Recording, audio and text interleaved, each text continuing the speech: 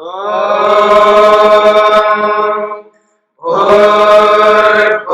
स्वः तत्सवितुर्वरेण्यं भर्गो देवस्य धीमहि धियो यो नः प्रचोदयात्।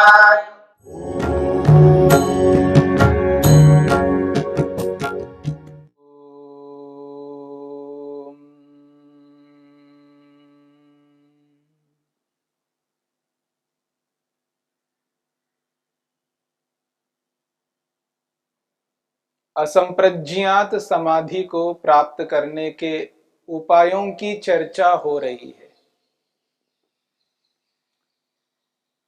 श्रद्धा, वीर्य, स्मृति, समाधि, प्रज्ञापूर्वक इतरेषाम। महर्षि पतंजलि ने इस सूत्र में असंप्रज्ञात समाधि को प्राप्त करने का पहला उपाय बताया है श्रद्धा। हमने श्रद्धा के अर्थ को समझने का प्रयास किया। सत्य को धारण जिस व्यवहार से किया जाता है, जिसके माध्यम से, जिस व्यवहार से, जिस क्रियाकलाप से सत्य को धारण किया जाता है, उसका नाम है श्रद्धा।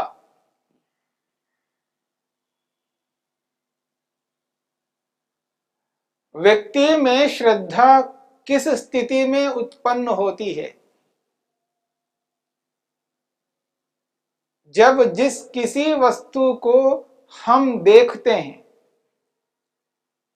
और वह वस्तु जिस रूप में है, जैसा उसका गुण कर्म स्वभाव है, उसी रूप में उस वस्तु को यदि हम जान पा रहे हैं,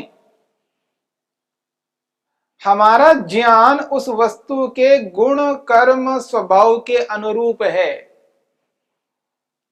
तब उस वस्तु के विशिष्ट गुणों को देख करके हमारे मन में एक श्रद्धा उत्पन्न होती है, उस वस्तु के प्रति एक निष्ठा उत्पन्न होती है, एक विश्वास उत्पन्न होता है।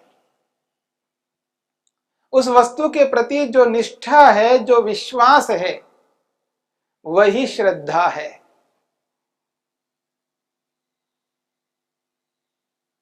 और ये जो स्थिति है, ये सत्य यथार्थ की स्थिति में होती है। यह जो स्थिति है यथार्थता में होती है, यानी व्यक्ति में जो निष्ठा बन रही है, जो विश्वास बन रहा है, जो श्रद्धा बन रही है, वो सत्य के कारण है। यदि वो सत्य है, यथार्थ है, तो निष्ठा है, यानी श्रद्धा है। यदि वो अयथार्थ है तो निष्ठा नहीं बनेगी, श्रद्धा उत्पन्न नहीं होगी, तब अंधश्रद्धा अथवा अश्रद्धा उत्पन्न होगी। इसलिए वेद ने कहा है, व्रतेन दीक्षाम आपनोति, व्रतेन दीक्षाम आपनोति, दीक्षया आपनोति दक्षिणाम, दीक्षया आपनोति दक्षिणाम, दक्षिणा श्रद्धाम आपनोति, दक्षिणा श्रद्धाम आपनोति, श्रद्धया सत्यमाप्यते, श्रद्धया सत्यमाप्यते।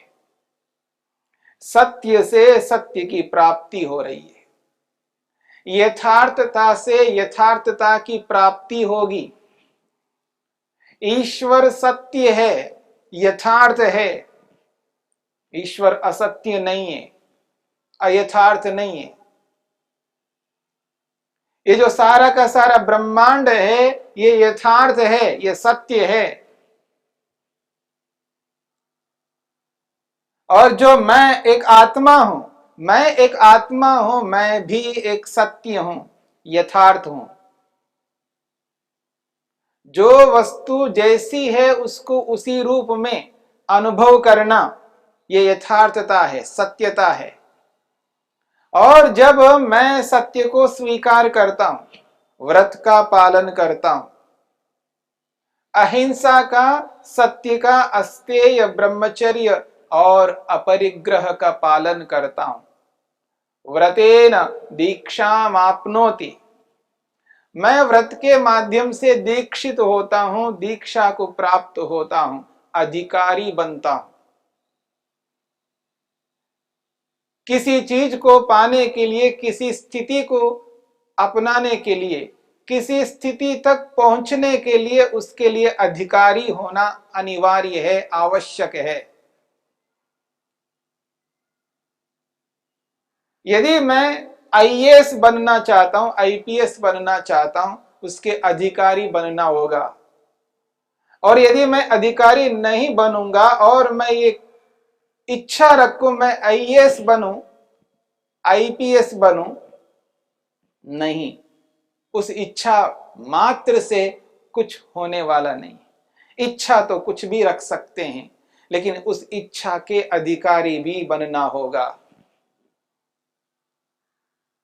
यदि मैंने ग्रेजुएशन नहीं किया, यदि मैंने डिग्री प्राप्त नहीं किया, ग्रेजुएट नहीं बना, तो मैं अनधिकारी रहूंगा। मैं कितनी इच्छाएं रखूं, लेकिन आईपीएस, आईएएस नहीं बन सकता। उसके लिए एक योग्यता चाहिए, उसके लिए एक सामर्थ्य चाहिए, उसके लिए अधिकारी बनना होगा। ठीक इसी प्रकार से यदि मैं परमपिता परमात्मा को पाना चाहता हूं, यदि मैं प्रभु का दर्शन करना चाहता हूं, आंखों से नहीं, आत्मा से, अंदर से, आत्मा से मैं प्रभु का दर्शन करना चाहता हूं, ईश्वर साक्षात्कार करना चाहता हूं, समाधि लगाना चाहता हूं, स्वयं का बोध और प्रभु का बोध करना चाहता हूं, तो उसके लिए मेरे को अधिकारी बनना होगा। और उस अधिकारी बनने के लिए मेरे को व्रत का पालन करना होगा। इसलिए वेद कहता है व्रतेन दीक्षाम आपनोति, व्रत के माध्यम से व्यक्ति दीक्षा को प्राप्त होता है, यानी वो दीक्षित होता है, वो अधिकारी बन जाता है। बहुत बड़ी बात है। उसके योग्य बनना, जो लक्ष्य है, जो उद्देश्य है, जो प्रयोजन है, उसका अधिकारी बनना, उसके लिए योग्य बनना, दीक्षित होना बहुत बड़ी बात है। और विशेषकर परमात्मा को प्राप्त करना हो, कोई छोटा मोटा काम नहीं है।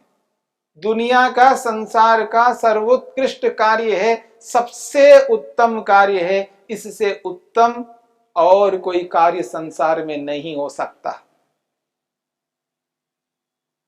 इसलिए व्रत के माध्यम से ही व्यक्ति दीक्षित हो सकता है। यहां व्रत सत्य है। यहां पर व्रत भूखा रहना नहीं, उपवास रहना नहीं है। महर्षि पतंजलि ने, महर्षि वेदव्यास ने, समस्त ऋषियों ने व्रत का अर्थ यही किया है, अहिंसा का पालन, सत्य का पालन, अस्तेय, चोरी न करने का पालन, ब्रह्मचर्य, स्वयं को अपने काबू में, संयम में रखने का नाम, और अपरिग्रह करने का नाम व्रत है। जब इस सत्य का पालन मैं करूंगा, सत्य को स्वीकार करूंगा, सत्य को अपने में धारण करूंगा, तब मैं दीक्षित हो जाऊंगा, तब मैं व्रती बन जाऊंगा, व्रत का पालन करने वाला बनूंगा, तब मैं दीक्षित होकर के अधिकारी बन जाऊंगा। व्रतेन दीक्षाम आपनोति।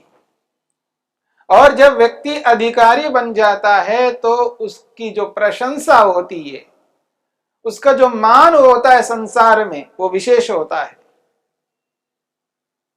दीक्षया आपनोति दक्षिणाम।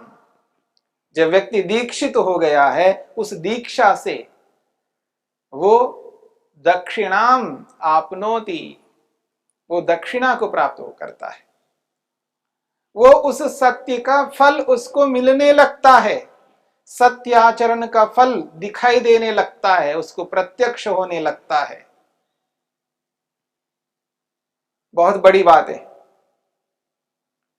जब व्यक्ति सत्याचरण करता है तो उसका फल उसको साक्षात प्रत्यक्ष होने लगता है। और याद रखना, इस सत्य का फल आंतरिक है, बाह्य नहीं है। यह फल आत्मिक है, बाह्य भौतिक नहीं है।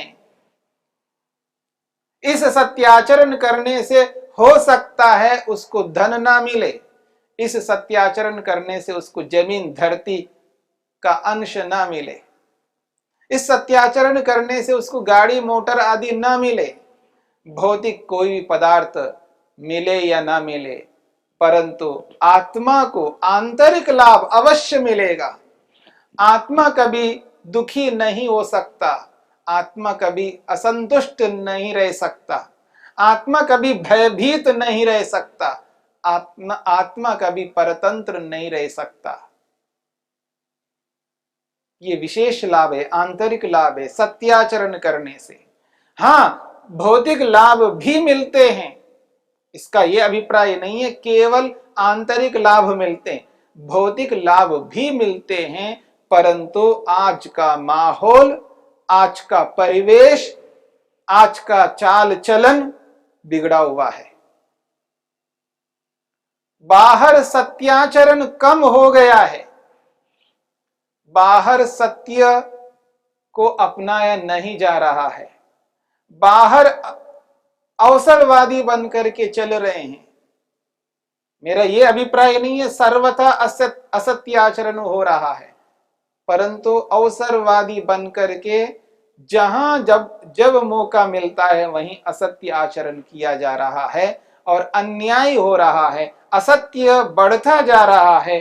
असत्य लोगों के बीच में उनके अंदर रह करके सत्याचरण कर नहीं पा रहा है व्यक्ति।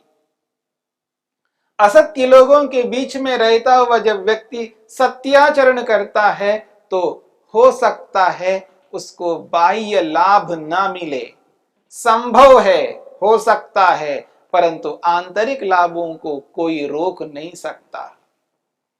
सत्याचरण करने वाले व्यक्ति को कोई भी नहीं रोक सकता। उसको जो आंतरिक लाभ होते हैं, सर्वाधिक लाभ होते हैं, उनको दुनिया में कोई भी व्यक्ति रोक नहीं सकता। हाँ, बाह्य लाभों को रोक सकता है। इसलिए बाह्य लाभ मिले या ना मिले, आंतरिक लाभ, आत्मिक लाभ तो अवश्य मिलेंगे। इसलिए कहा है दीक्षया आपनोति दक्षिणाम, उस दीक्षा से दक्षिणा को प्राप्त होता है। और सभी जानते हैं दक्षिणा होती क्या है। जैसे कि आज लोक में प्रचलन है, कोई पंडित कहीं पर कोई कर्म कांड करता है, हवन करवाता है, कोई संस्कार करवाता है, यज्ञोपवीत संस्कार, उपनयन संस्कार, गृह प्रवेश, अलग अलग संस्कार जब करवाता है, कोई अनुष्ठान करता है, उसके बदले में उसको दक्षिणा मिलती है, उसका फल मिल रहा होता है, उसके पुरुषार्थ का परिणाम उसको दिया जा रहा होता है। वो जो दक्षिणा के रूप में आप सभी जानते हैं, ठीक इसी प्रकार से यहाँ पर जब व्रत का आचरण करता है तो दीक्षित होता है। दीक्षया आपनोति दक्षिणाम, जब वो अधिकारी बन जाता है, सत्य को अपना करके वो योग्य बन जाता है, तो उसको दक्षिणा प्राप्त होती है। उस सत्याचरण का फल उसको प्राप्त हो रहा होता है, उसका परिणाम उसको मिल रहा होता है, संसार में उसका यश हो रहा होता है, उसकी उन्नति हो रही होती है। उसका यशोगान किए बिना कोई नहीं रह सकता। सत्याचरण करने वाले को प्रत्येक आत्मा स्वीकार करता है। हाँ, वो बाहर के रूप में स्वीकार भले ही ना करे, पर अंदर से, आत्मा से सत्याचरण करने वाले को स्वीकार किया जाता है। शत्रु भी सत्याचरण करने वाले को आत्मा से मान करता है, सम्मान करता है। इसलिए कहा जा रहा है दीक्षया आपनोति दक्षिणाम, उस दीक्षा से दक्षिणा को, उसके फल को प्राप्त कर लेता है। और जैसे उसको उसका परिणाम प्राप्त होने लगता है, दक्षिणा प्राप्त होने लगती है, तो उसको श्रद्धा उत्पन्न होने लगती है। इसलिए कहा जा रहा है मंत्र में दक्षिणा श्रद्धामाप्नोति, उस दक्षिणा से उसको श्रद्धा प्राप्त होने लगती है। और जैसे जैसे उसको दक्षिणा मिल रही होती है वैसे वैसे व्यक्ति के मन में श्रद्धा उत्पन्न हो रही होती है। जैसी जैसी दक्षिणा वैसी वैसी श्रद्धा। जिस मात्रा में दक्षिणा उसी मात्रा के अनुरूप उसके मन में श्रद्धा उत्पन्न हो रही होती है। इसलिए सत्याचरण मनुष्य को करना होता है। दक्षिणा श्रद्धा मापनोति, उस दक्षिणा से व्यक्ति को श्रद्धा को प्राप्त होना हो रहा है, यानी उस दक्षिणा से व्यक्ति को श्रद्धा मिल रही है, यानी वो श्रद्धान्वित हो रहा है।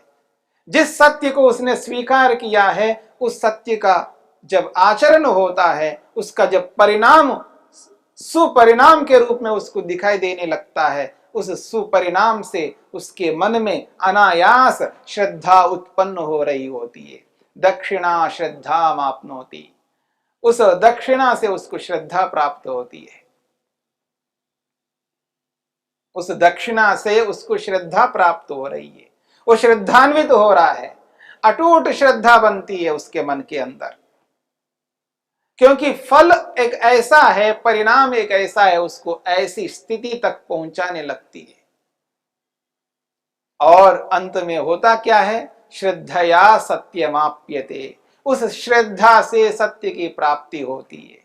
यहां पर सत्य ईश्वर है, क्योंकि महर्षि पतंजलि कहते हैं श्रद्धा जो है असंप्रज्ञात समाधि का कारण है। इसलिए वेद भी यही कहता है श्रद्धया सत्यमाप्यते,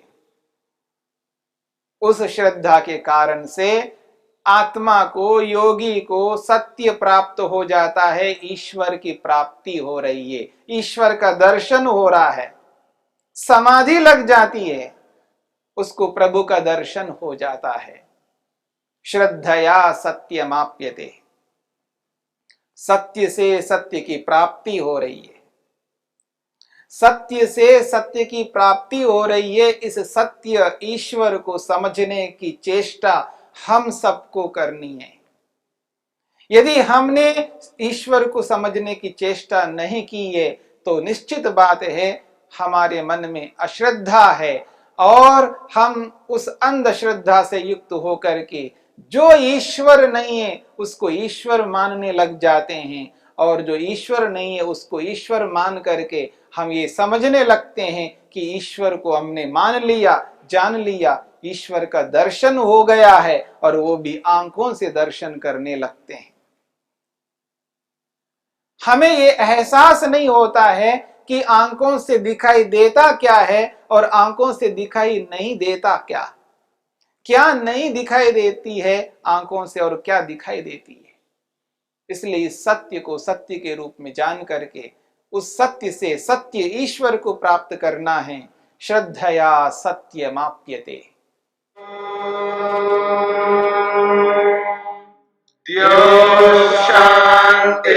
शान्तिरन्तरिक्षं शान्तिर्पृथिवी शान्तिरापः शान्तिरोषधयः शान्तिः वनस्पतयः शान्तिर्विश्वे देवाः शान्तिर्ब्रह्म शान्तिः सर्वं शान्तिः शान्तिरेव शान्ति क्षमा शान्तिरेधि। ॐ